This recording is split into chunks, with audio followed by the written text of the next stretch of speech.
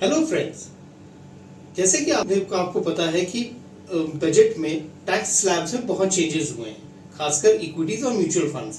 तो इस वीडियो में हम आपको बताएंगे कि कौन कौन से टैक्सेस में चेंज आया है और आगे आपको कैसे काम करना चाहिए।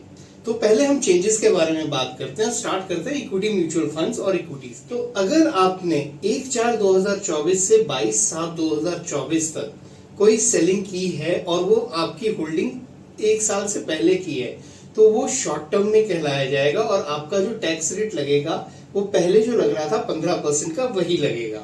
लेकिन अगर आपने 23/7/2024 से 31/3/2025 के बीच में कोई सेलिंग करेंगे तो उसमें आपका शॉर्ट टर्म का टैक्स स्लैब बढ़कर 20% हो जाएगा। अब आ जाते हैं लॉन्ग टर्म कैपिटल गेन पे इक्विटीज के। लॉन्ग टर्म कैपिटल गेन 1 साल से ऊपर की अवधि वाले जो स्टॉक्स या म्यूचुअल फंड्स आप होल्ड करते हैं उनको कहते हैं। 22 जुलाई तक अगर आपने कोई म्यूचुअल फंड या शेयर्स बेचे, उसमें आपको टैक्स स्लैब लगेगा 10% का लॉन्ग टर्म में।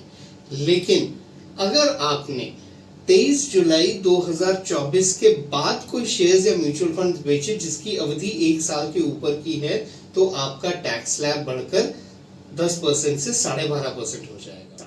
जैसे कि आप लोग जानते हैं कि 1 लाख तक कैपिटल गेन और इक्विटीज में और म्यूचुअल फंड्स में बुक करने पर कोई टैक्स नहीं लगता था। अब इसको बढ़ाकर 1.25 लाख कर दिया गया है। तो इन्वेस्टर्स, खासकर रिटेल इन्वेस्टर्स जो अपना प्रॉफिट बुक करना चाहते हैं बिना कोई कैपिटल गेन दिए, वो हर साल long term capital gain 1.25 lakh तक का बचा सकते हैं अपने अमाउंट के ऊपर। तो ये फायदा किया है गवर्नमेंट ने। हालांकि टैक्स रेट्स बढ़े हैं, बट आपको ये अमाउंट का भी फायदा मिला है।